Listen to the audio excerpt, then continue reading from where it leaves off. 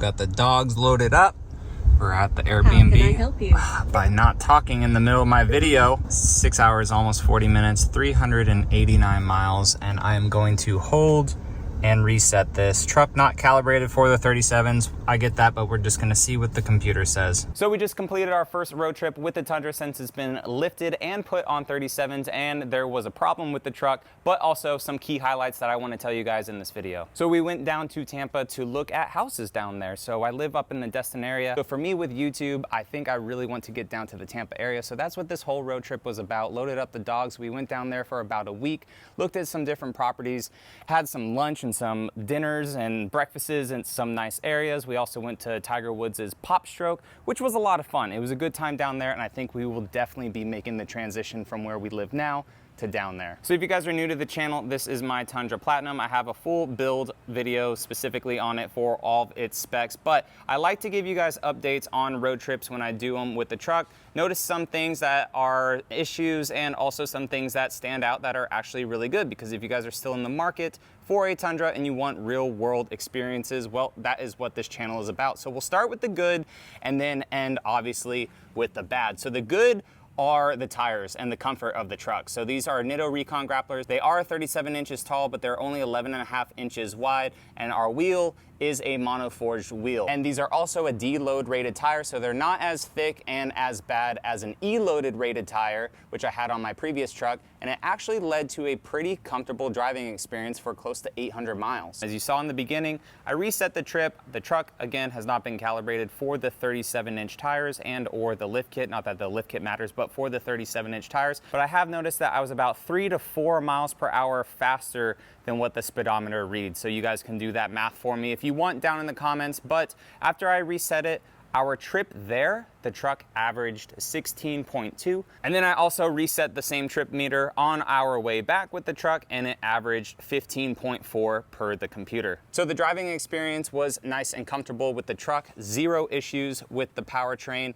and the suspension too. This Dobinson's kit, guys, handled really well with all the bumps and everything from where we live in the Northwest Florida Panhandle all the way down to the Tampa area. So the Paragon bed cover also did its job when we had some rain. The dogs hung out in the back. Got a Husky and an Australian Shepherd, so a bit of hair back here, but we did have the canvas backliners again back here for the dogs. These things are awesome because guess what? It saves my leather underneath on this Platinum, all the dog hair and their claws all up on that. So no issues for the pups. Coming to the front seat, very comfortable. Again, a lot of people don't like their seats in their Tundras for some reason, but these very comfortable. They don't break down on me. If my back is somewhat hurting, all I do is I just turn on the heated seats and back pain goes away. But really in 400 miles, I didn't really get any of that. The seats are also wearing decently well. The truck has almost 8,000 miles on it, and my seat is not cracking. I mean, it shouldn't with 8,000 miles, and my plastic down here is fine because some people are having those issues. So one thing that I really wanted to test out for you guys, which will start with some of the negatives, is this little magic box thing. So it's like the Benizzi, which I have in here, which actually turns your tablet here, or your 14-inch screen, into a tablet. So I don't recommend, you know, watching Netflix and doing all that stuff while you're driving, but when you're on a long road trip and you have all that stuff and you have a system like this to turn that screen into like a 14-inch tablet, it is nice to just pass the time, casually look over whatever. The passenger can be watching a movie, something like that. It's just nice to pass the time. But for this thing, for some reason, it was just a little bit too glitchy. And also Netflix was a little bit glitchy. So I emailed the company. They wanted me to do a review for you guys, but I emailed the company and I let them know that, hey, this thing is not working as advertised. I don't want to show it to my people because I don't want them to spend money on a bad product. So I'm waiting for their email back. Maybe it's just a software thing. Maybe it's just a bad item, but I'll let you guys know about that product if they want me to still make a video on it. Driving the truck, again, no issues with the powertrain, guys. This truck moves these tires. It doesn't even know that the lift and everything is on the truck. Sometimes the truck wanted to hang out a little bit higher in RPMs. Again, that's because of the 37s and the way that this truck is geared. So could I have gotten a little bit better gas mileage if the tires were smaller? Well, yeah, duh. So that is kind of in my mind to, if we put 18s on this truck, to go down to like a 33-inch tire maybe. I know that's a big jump, looking cool at 37s down to a 33, but if we're road tripping a lot more, I want a little bit more practical of a truck. So let's talk about the bad, man. And I'm gonna be calm about this, but I do wanna talk about the bad. If you are looking at this passenger window, you're like, John, what the heck is all this? Well, I am trying to figure out and investigate why, again, guys, my windows are rattling. So I had a SR5 Tundra. It started with the passenger side, went over to the driver's side. As I'm driving down the roads, the windows rattle. They make these horrible rattling noises, and it is so frustrating. And I posted it in the forums, on the Facebook pages. Lots of people are having these issues. Some individuals said that their dealership replaced this whole seal right here. Others are saying it's the actual window strip sill. So when I put this kind of felt pad onto my windows to create some tension here in the window channel, it went away slightly, but as this started to, go up and down a couple times and wear that out, it started rattling again. And this is just so frustrating to have an expensive truck and it be 2 years now, model years, that this is still an issue with Toyota. Unfortunately too, there's people that take their trucks to their dealerships and their dealerships are telling them that it is normal for a truck to do that, which that is mind-blowing to me.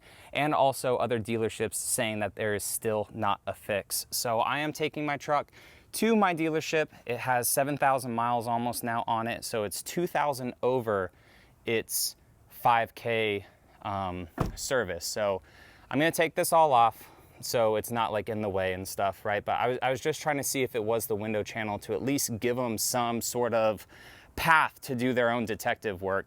And I will give you guys an update if they say they can't duplicate it or something like that. But it is obnoxiously loud in the rattling. It's when you're just driving the truck straight, the wind noise, which this truck actually doesn't have a lot of wind noise, but the wind, I should say, comes over this channel and it's like just moving this window and you just hear it go like that.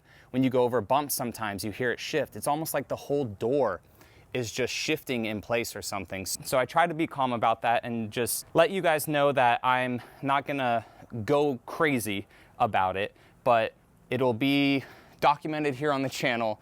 Again, my second Tundra that I'm having the same window issues with, and hopefully Toyota can have a fix for it, and I'll just let you guys know. But besides that, guys, the Tundra, again, it did great, okay? It did what it's supposed to do. It's a truck, you buy it, you're supposed to drive it.